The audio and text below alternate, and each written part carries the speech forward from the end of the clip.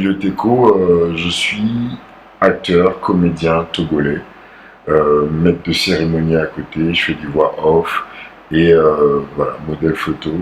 Et pour clôturer, je suis manager général d'un festival d'art et de culture urbaine au Togo qui s'appelle le Tchalele Kima Festival.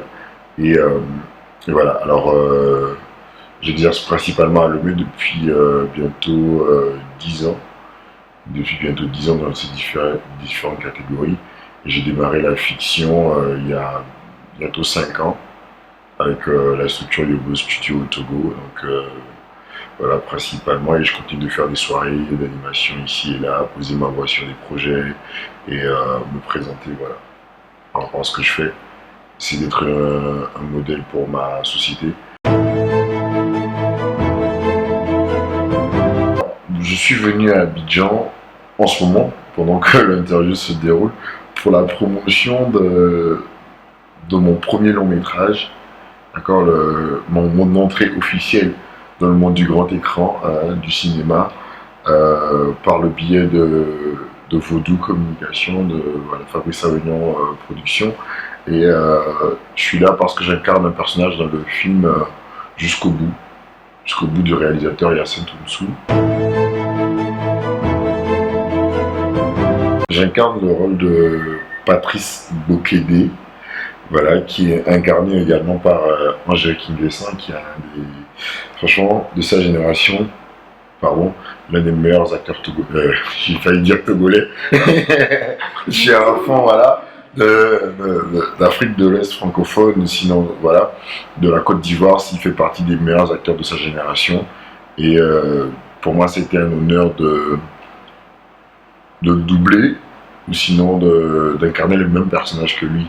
C'est beaucoup de pression, c'est pas évident parce que quand tu as une scène et il fait la scène d'abord et tu dois refaire la même scène que lui et tout, tu as juste trop de pression parce que tu te dis merde, il est waouh, il donne quoi, donc il faut donner autant, il est très généreux comme acteur, donc on a eu à incarner ce personnage là qui est le personnage principal du film, qui, voilà, dans sa jeunesse, il était fou amoureux de Sonia.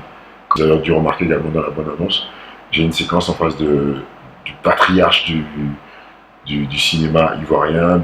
Bienvenu Neba, le doyen comme on l'appelle, et qui lui joue le rôle de Djama, du commissaire Djama, qu'on voit 30 ans plus tôt, incarné par Stéphane Zabavi. Donc voilà, nous on se croise dans un endroit, dans un orphelinat, et là je reconnais, et puis ça part en fight parce que voilà, je me souviens de l'histoire qui s'est passée 30 ans plus tôt, et ça plante le décor du film, et voilà. Les souvenirs que je garde vraiment, c'est il fallait me faire pleurer sur une séquence. J'arrivais pas à pleurer. C'était une grosse séquence émotionnelle, j'étais tellement touché, j'arrivais pas à sortir des larmes. Et là, on m'a bien produit dans les yeux. Oh là là, j'ai pleuré toutes les larmes de mon corps. Je vous promets, j'ai pleuré toutes les larmes de mon corps. Parce qu'en tant qu'acteur, il y a des émotions, c'est pas évident, c'est pas évident. Donc tu peux les sentir et les transmettre, mais il faut qu'à ce moment-là, tu verses des larmes. Et des fois, il y a des choses qui sont tellement dures que tu préfères te contenir, mais des fois, pour le bien de ce qui doit être rendu, il faut aller jusqu'au bout, quoi, comme le nom du film l'indique.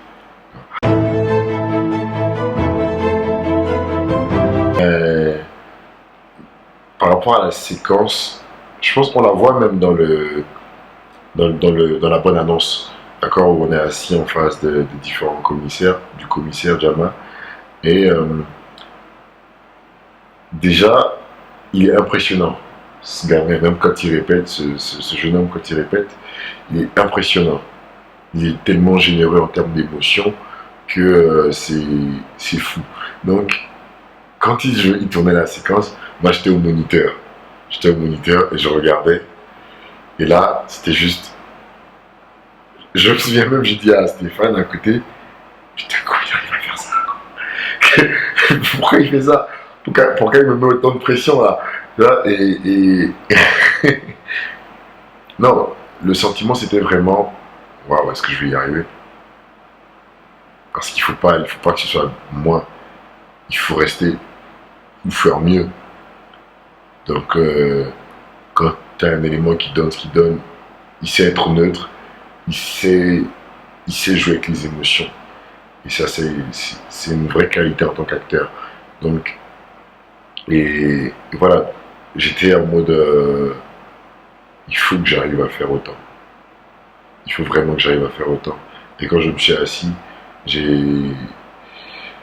À un moment donné, d'abord en le regardant, oui, j'ai eu ce sentiment-là. Mais quand je me suis assis, j'essaie de faire le vide et de dire, voilà, il faut que ces émotions sortent.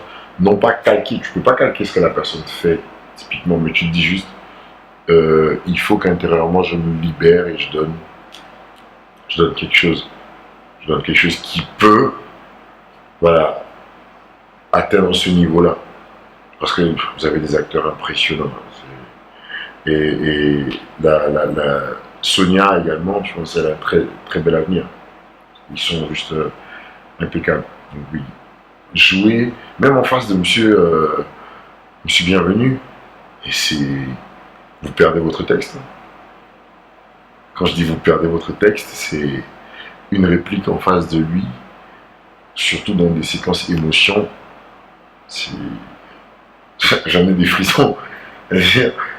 Il a cette assurance, ce charisme qui fait que vous êtes assis en face. Des fois, c'est même lui qui vous fait signe en vous disant, quand la caméra est sur vous, il est derrière, il fait vas-y, tu peux, t'inquiète pas. Pas de pression, je suis là. Ouais, c'est surtout ça. J'ai eu du mal à pouvoir le faire. C'est, même dans l'abondance, il y a une séquence où, parce que le monsieur Bienvenu, le commissaire Djama et Patrice, on plante le décor du film, c'est plus une confrontation. D'accord, nous sommes dans une confrontation, assis l'un face à l'autre, et il y a une partie où je suis tellement hors de moi que je dois limite agresser verbalement le commissaire Djama, l'acteur en face, et je vois ton aîné, tu vois un monsieur qui est là pour qui tu as tellement d'admiration. Il faut que tu sois tellement hors de toi, que tu puisses tellement au fond de toi parce que tu as besoin de réponses. Et la personne en face ne veut pas te donner les réponses là. Sachant que voilà, elle peut... J'ai eu beaucoup de mal, j'ai dû me partir en aparté, j'ai dû me mettre dans un coin, écouter des choses, faire le vide dans ma tête et me mettre en face de ce monsieur et lui gueuler dessus, si je peux me permettre comme ça, et crier, mais vraiment, et exprimer ma colère vis-à-vis de lui. C'était dur de pouvoir dire je vais le faire ça. D'accord. Vraiment, c'était... je pense, si je me rappelle, j'avais mal partout. J'avais les larmes à l'intérieur parce qu'il fallait... J'espère vraiment que je l'ai bien fait. Ah, mais sinon, le réalisateur, il est venu me voir, il me dit Julio, merci. Il m'a dit merci.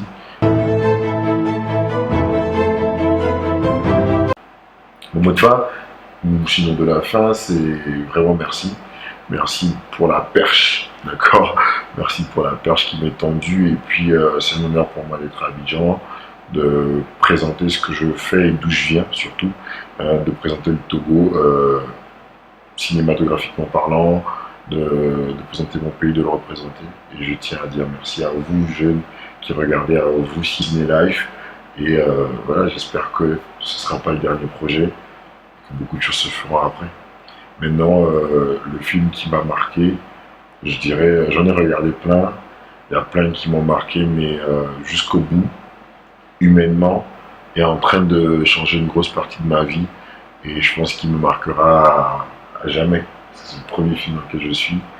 Et ouais, je pense que c'est jusqu'au bout. Donc je vous invite à le regarder et à me dire ce que vous en pensez. Ah, les enjailles sur Ciné Live.